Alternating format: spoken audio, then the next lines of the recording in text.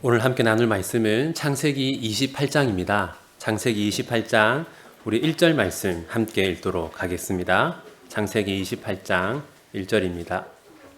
창세기 28장 1절 말씀 우리 10절 함께 읽겠습니다.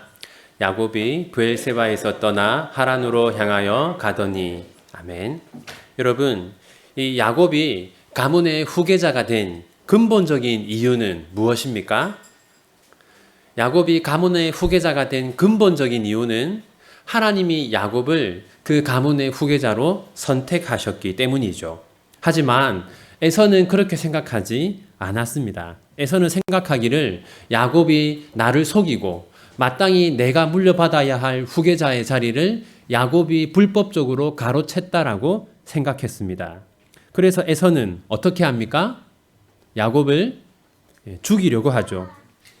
그 결과 야곱은 형을 피해서 삼촌이 있는 하란으로 떠나가게 됩니다. 바로 그것이 우리가 방금 전 읽었던 28장 10절 말씀입니다.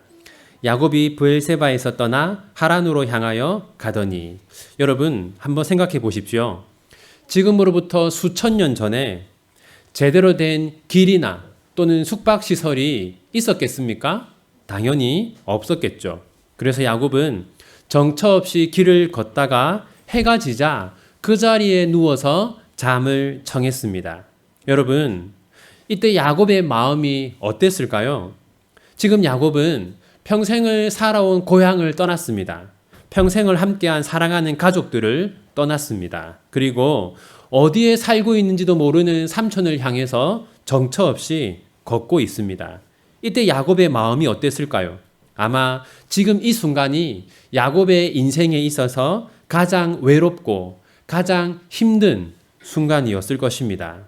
그런데 바로 그때 하나님이 야곱을 찾아오십니다. 그리고 하나님은 야곱에게 중요한 의미를 가지고 있는 환상을 하나 보여주십니다. 오늘 본문 28장 12절 함께 읽겠습니다. 꿈에 본즉 사닥다리가 땅 위에 서 있는데 그 꼭대기가 하늘에 닿았고 또 본즉 하나님의 사자들이 그 위에서 오르락 내리락 하고. 하나님이 야곱에게 보여주신 것은 크게 두 가지입니다. 하나는 무엇입니까? 사다리고 또 하나는 뭐죠? 천사들입니다.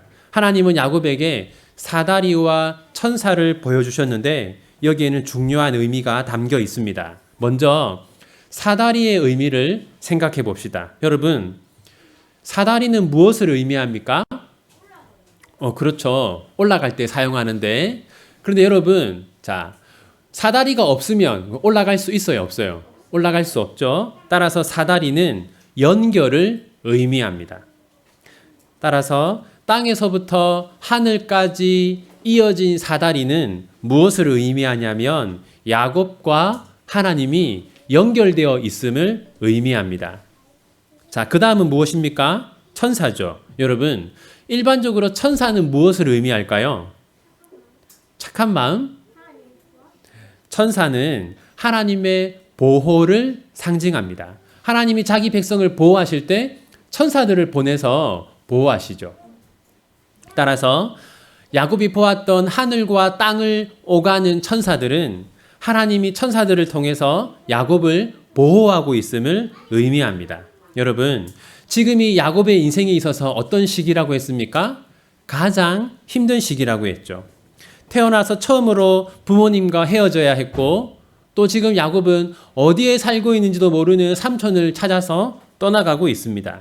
이때 야곱은 이 광야에서 길을 잃을 가능성이 있었습니다. 그렇지 않겠습니까? 지금처럼 길이 잘 연결된 것도 아니고 가로등이 있는 것도 아니고 또 그 길 가운데 우리를 도와줄 만한 휴게소나 또 경찰이 있는 것도 아니잖아요. 길을 헤매다가 강도나 도적을 만날 수도 있고 완전히 길을 잘못 들어서 그 길에서 헤매다가 굶어 죽을 수도 있고 또는 짐승을 만날 수도 있습니다. 야곱은 실로 인생 최대의 위기에 직면한 것이죠. 그런데 여러분, 바로 그때 어떤 일이 일어납니까? 바로 그때 하나님이 야곱을 찾아오셔서 사다리와 천사를 보여주셨습니다. 외로움과 두려움 속에서 힘들어하는 야곱에게 하나님은 사다리를 통해서는 내가 너와 연결되어 있다라고 말씀하시고, 천사를 통해서는 내가 지금 너를 버린 것이 아니라 내가 너를 보호하고 있다라고 말씀하십니다. 그리고 하나님은 이어서 다음과 같이 말씀하십니다. 13절 말씀 함께 읽겠습니다. 또 본즉 여호와께서 그 위에 서서 이르시되 나는 여호와니 너의 조부 아브라함의 하나님이요 이삭의 하나님이라. 내가 누워있는 땅을 내가 너와 내 자손에게 주리니. 여러분, 여기 보시면 아브라함의 하나님이요 이삭의 하나님이라 라는 말씀이 나옵니다. 이건 이런 뜻입니다. 내가 아브라함의 하나님이었고 이삭의 하나님이었던 것처럼 이제부터는 야곱 너의 하나님이다 라고 하나님이 말씀하는 겁니다. 그리고 하나님은 야곱을 아브라함 언약의 계승자로 인정하겠다고 말씀하십니다. 14절 말씀 함께 읽겠습니다. 내 자손이 땅의 티끌같이 되어 내가 서쪽과 동쪽과 북쪽과 남쪽으로 퍼져나갈지며 땅의 모든 족속이 너와 내 자손으로 말미암아 복을 받으리라. 여러분, 이 말씀은 하나님이 누구에게 처음으로 하신 말씀입니까? 아브라함에게 처음으로 하신 말씀이죠. 이것은 이 내용을 아브라함 언약이라고 합니다. 하나님은 아브라함에게 주신 언약을 이제부터는 야곱을 통해서 이룰 것이다, 이렇게 말씀하십니다. 그리고 하나님은 야곱에게 중요한 약속 하나를 하십니다. 15절 함께 읽겠습니다. 내가 너와 함께 있어 내가 어디로 가든지 너를 지키며 너를 이끌어 이 땅으로 돌아오게 할지라. 내가 내게 허락한 것을 다 이루기까지 너를 떠나지 아니하리라 하신지라. 여러분, 지금 야곱은 어떤 감정들을 느끼고 있다고 했습니까? 외로움과 두려움의 감정을 느끼고 있다고 했죠.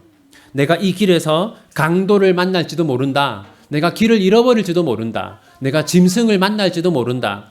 내가 삼촌 집에 도착하지 못하고 이대로 죽을지도 모른다라는 그런 커다란 두려움들을 야곱은 안고 있었습니다. 그런데 하나님이 뭐라고 하십니까? 15절에서 한번 보십시오. 너를 이끌어 이 땅으로 돌아오게 할지라.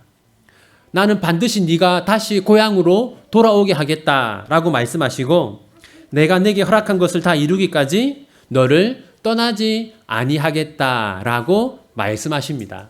야곱, 네가 다시 고향으로 돌아올 때까지 내가 너를 떠나지 않겠다라고 말씀하십니다. 여러분, 이 말씀 속에 야곱이 가지고 있던 모든 문제들이 다 해결되는 것입니다.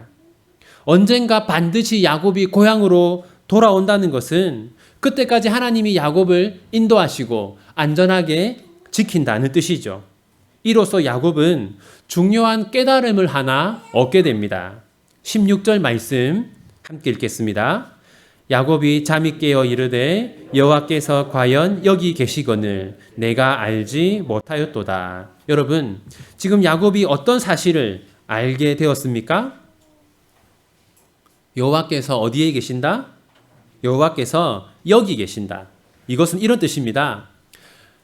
여러분, 하나님이 여기 계신다라는 것은 야곱 곁에 계신다라는 뜻입니다. 지금까지 야곱은 몰랐던 것이죠. 하나님이 야곱과 함께 한다는 것을 야곱은 몰랐습니다. 그런데 하나님이 광야에서 정처 없이 걷고 있는 야곱을 찾아오셔서 사다리 환상과 천사 환상을 보여주시고 또 내가 너와 함께 하겠다고 직접 말씀하시자 그때 비로소 야곱은 알게 된 겁니다. 하나님이 나와 함께 하시는구나 라는 것을 알게 된 것이죠. 여러분, 한번 생각해 보십시오. 여러분, 야곱이 형을 속이고 또 아버지를 속였던 것을 아시죠? 왜 야곱은 형과 아버지를 속였을까요? 그것은 하나님이 나와 함께 하지 않는다, 하나님이 나를 돕지 않는다라고 생각했기 때문입니다. 만약 하나님이 나와 함께 하신다, 하나님이 나를 도와주신다라고 생각했으면 야곱이 형과 아버지를 속였겠습니까? 속이지 않고 하나님께 기도하면서 하나님의 도움을 구했겠죠. 그러므로 야곱은 지금까지 어떤 사실을 모르고 살았던 겁니까? 하나님이 나와 함께 하시고 하나님이 나를 인도하시고 하나님이 나를 도와주신다라는 사실을 야곱은 평생 동안 모르고 믿지 않고 살았던 겁니다. 그런데 하나님이 야곱을 찾아오셔서 사다리 환상, 천사 환상, 또 내가 너와 함께 하겠다, 내가 너를 보호하겠다라고 말씀하시자 그때 비로소 하나님이 여기에 계시는구나, 하나님이 내 곁에 계시는구나 라는 사실을 알게 된 것이죠. 그래서 야곱은 잠에서 깨자마자 하나님을 예배합니다. 18절 말씀 함께 읽겠습니다. 야곱이 아침에 일찍이 일어나 베개로 삼았던 돌을 가져다가 기둥으로 세우고 그 위에 기름을 붓고, 야곱이 돌로 기둥을 세웠다고 하는데 이것은 제단을 쌓았다는 뜻입니다. 그리고 제단이라는 것은 하나님을 예배할 때 사용하는 것이죠. 아침에 일어나자마자 가장 먼저 하나님을 예배했다라는 겁니다. 그리고 야곱이 제단 위에 무엇을 부었습니까? 기름을 부었죠. 여러분, 고대 사회에서는 이 기름이라고 하는 것이 아주 값진 물건 중에 하나였습니다. 따라서 야곱이 이 제단에 기름을 부었다는 것은 야곱이 자신이 지금 가지고 있는 것 중에서 가장 좋은 것을 하나님께 드렸다라는 뜻입니다. 다시 말해서 지금 야곱은 자신이 가진 가장 좋은 것으로 하나님을 예배하고 있는 것이죠. 그러면서 야곱은 한 가지 맹세를 합니다. 21절 함께 읽겠습니다. 내가 평안히 아버지 집으로 돌아가게 하시오면 여호와께서 나의 하나님이 되실 것이요. 이제부터 하나님은 저의 하나님이 될 것입니다. 이건 이런 뜻입니다. 이제부터 저는 하나님의 백성입니다. 이제부터 저는 하나님을 왕으로 섬기면서 살겠습니다. 그렇게 말하는 것이죠. 이제 창세기 28장이 우리에게 주는 교훈들을 생각해 보도록 하겠습니다. 첫 번째는 하나님은 우리의 고통을 외면하지 않으신다라는 겁니다. 여러분, 지금 야곱이 어떤 시간을 겪고 있다고 했습니까?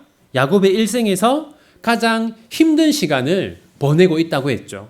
그런데 바로 그때 하나님이 야곱을 찾아오셨습니다. 하나님은 야곱이 자신의 일생에서 가장 힘든 시간을 보내고 있을 때 그 야곱을 외면하지 않으셨습니다. 우리도 마찬가지입니다. 사랑하는 비전교회 성도 여러분, 여러분들이 힘들고 어려운 순간을 보내고 있을 때 하나님은 여러분을 외면하지 않으신다는 사실을 믿으시기 바랍니다. 하나님은 야곱을 찾아가신 것처럼 반드시 여러분들을 찾아가시고 여러분을 도와주실 것입니다. 그래서 여러분이 생각하기에 나는 지금 너무나 힘든 시간을 보내고 있다라고 하는 바로 그 순간이 사실은 여러분들이 하나님을 만나기에 가장 좋은 시간이다라는 것을 기억하시기 바랍니다. 하나님은 특별한 어려움을 겪는 성도들에게 특별한 은혜를 베푸십니다. 우리 함께 시편 107편 13절과 14절 말씀 2절 함께 읽겠습니다. 이에 그들이 그 환난 중에 여호와께 부르짖음에 그들의 고통에서 구원하시되 흑암과 사망의 그늘에서 인도하여 내시고 그들의 얽어맨 줄을 끊으셨도다. 지금 이 시인은 큰 환난을 겪고 있습니다. 그런데 하나님이 찾아가셔서 고통 중에서 건지시죠. 그리고 이 시인은 흑암과 사망의 고통 중에 있습니다. 죽을 수도 있는 고통 중에 있는 것이죠. 하나님이 찾아가셔서 그 죽음의 위험에서 건져주고 계십니다. 사랑하는 비전교회 성도 여러분, 하나님은 환난 중에 있는 자들에게 특별한 은혜를 베푼다는 것을 기억하시기 바랍니다. 하나님은 죽을 정도로 힘든 시간을 겪고 있는 자들에게 특별한 은혜를 베푼다는 사실을 믿으시기 바랍니다. 두 번째는 우리의 하나님께서 우리의 인생을 책임져 주신다라는 겁니다. 하나님은 야곱에게 뭐라고 말씀하셨습니까? 내가 아브라함의 하나님이고 이삭의 하나님이었던 것처럼 이제부터 나는 야곱 너의 하나님이다 이렇게 말씀하셨습니다. 이것은 나는 너의 하나님이기 때문에 이제부터 너의 인생은 내가 책임진다라는 겁니다. 여러분, 이제부터 우리가 한 2달 정도 이 야곱의 삶을 계속해서 보게 될 텐데요. 우리가 그때마다 무엇을 보냐면 하나님이 야곱의 삶을 책임지고 있다는 것을 우리가 계속해서 보게 될 겁니다. 사랑하는 성도 여러분, 우리도 마찬가지입니다. 하나님이 아브라함의 하나님이었고 이삭의 하나님이었고 또 야곱의 하나님이었던 것처럼 하나님은 우리의 하나님이십니다. 하나님이 아브라함과 이삭과 야곱의 삶을 책임진 것처럼 하나님은 우리의 삶도 책임져 주신다는 것을 믿으시기 바랍니다. 세 번째는 하나님이 우리와 함께 하신다는 약속 안에 우리에게 필요한 모든 것이 포함되어 있다라는 겁니다.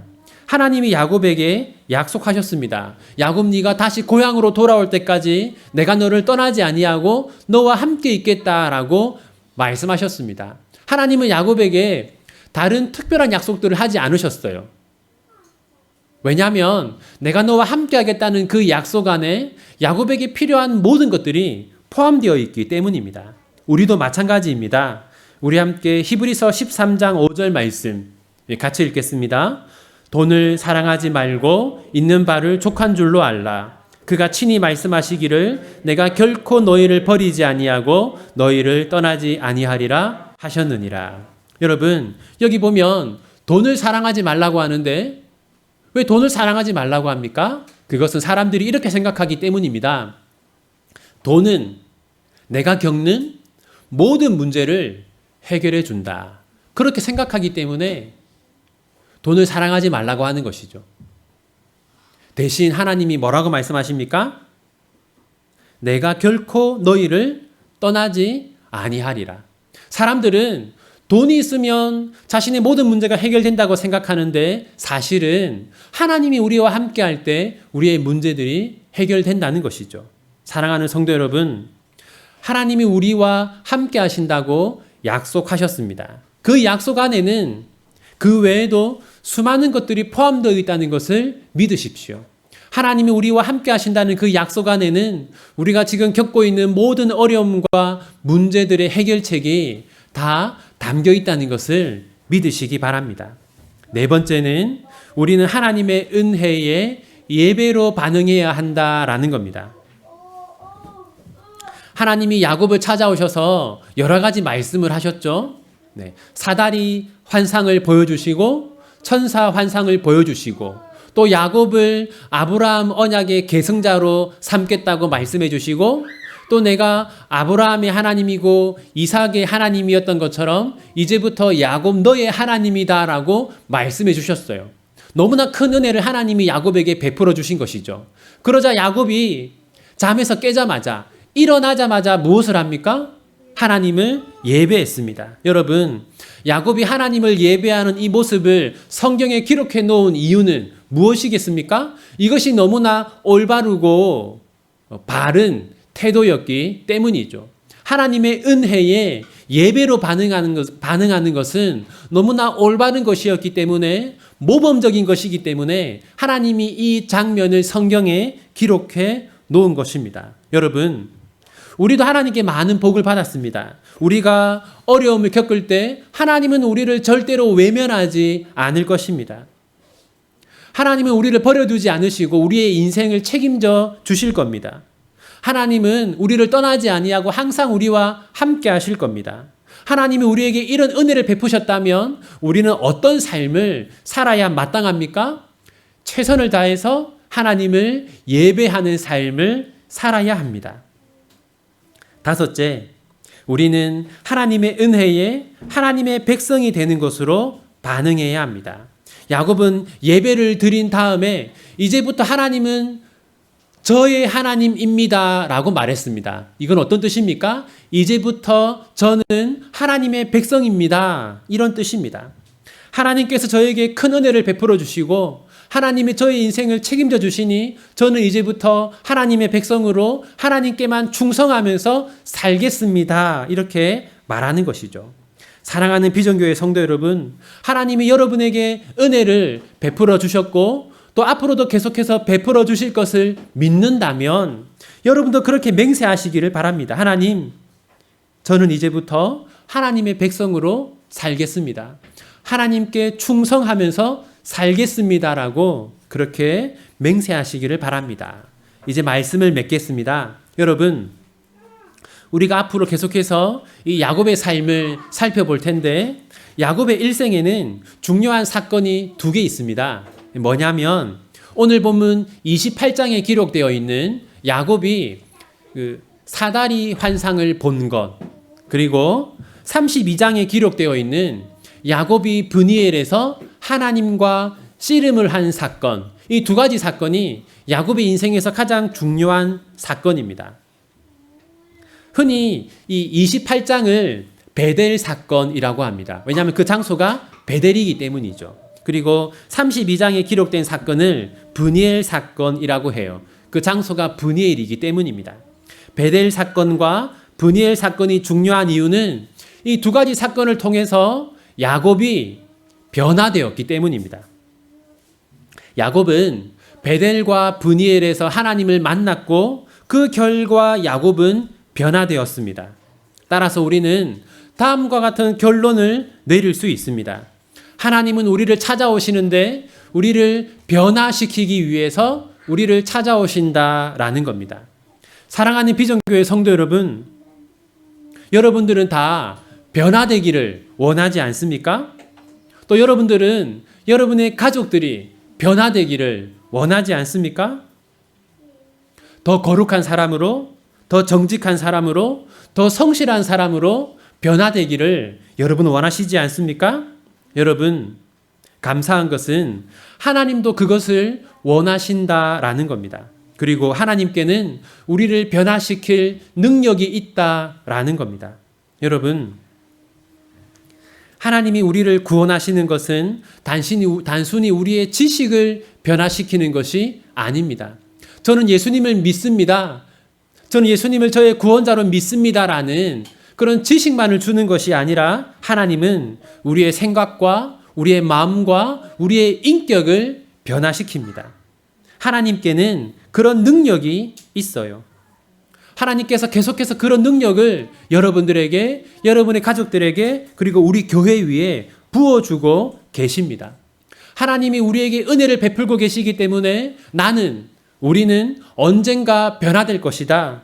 그것이 우리의 소망이고 이것을 소망하는 사람은 하나님 앞에서 감사할 수 있습니다. 오늘이 한국교회가 추수감사주일로 지키는 날인데요. 우리가 정말 감사해야 할 것은 무엇입니까? 하나님이 우리를 지금까지 변화시켜 주셨고 또 앞으로도 계속해서 우리를 변화시켜 주실 것이다 라는 겁니다. 여러분, 우리 자신을 보면 얼마나 우리 안에 부족한 모습이 많습니까? 우리의 가족들을 보면 얼마나 부족한 모습이 많습니까? 또 우리의 교회를 보면 얼마나 부족한 모습이 많습니까? 그런데 감사한 것은 하나님이 우리에게 계속해서 은혜를 부어주시면 내가 변하고 우리 가족들이 변하고 우리 비전교회가 변하게 될 것이다 라는 겁니다. 그것이 우리의 소망이고 이런 소망을 가지고 있을 때 우리는 하나님 앞에서 감사할 수 있습니다. 사랑하는 비전교회 성도 여러분, 우리는 어떤 사람입니까? 우리는 하나님이 책임져 주시는 사람입니다. 우리는 하나님이 함께하는 사람입니다. 그러므로 우리는 반드시 변화될 것이고 성장할 것입니다. 변화되고 성장하는 은혜가 여러분의 삶에 또 여러분의 가정에 늘 풍성하기를 바랍니다. 기도하겠습니다. 하나님, 우리의 고통을 외면하지 않으셔서 감사합니다. 우리의 인생을 책임져 주셔서 감사합니다. 우리와 늘 함께 해주셔서 감사합니다. 하나님이 우리와 함께 하시고 하나님이 우리의 인생을 책임져 주신다는 그 말씀 안에 우리에게 필요한 모든 것이 담겨 있다는 것을 믿습니다. 그러므로 하나님, 이제부터 저희들이 최선을 다해서 하나님을 예배하는 삶을 살도록 도와주십시오. 이제부터 저희가 최선을 다해서 하나님의 백성으로 살며 하나님께 충성하며 살도록 도와주십시오. 그리고 하나님을 예배하는 것을 가장 중요하게 여기며 하나님께 순종하고 충성하는 것을 가장 중요하게 여길 수 있도록 도와주십시오. 그리고 하나님, 저희들을 변화시켜 주시고 저희들을 자라게 하여 주십시오. 비전교회 모든 성도들이 지금보다 더 거룩하고 더 정직하고 더 성실하고 더 사랑이 넘치는 하나님의 백성들이 되게 하여 주십시오. 그것을 소망하며 그것을 소망하면서 하나님께 늘 감사하게 하여 주십시오. 하나님의 변화시키는 은혜가 우리 안에 날마다 넘치게 하여 주시고 점점 변화되어 가는 모습을 보면서 하나님께 감사하는 저희들 되게 하여 주십시오. 이 모든 건 예수님의 이름으로 기도합니다. 아멘.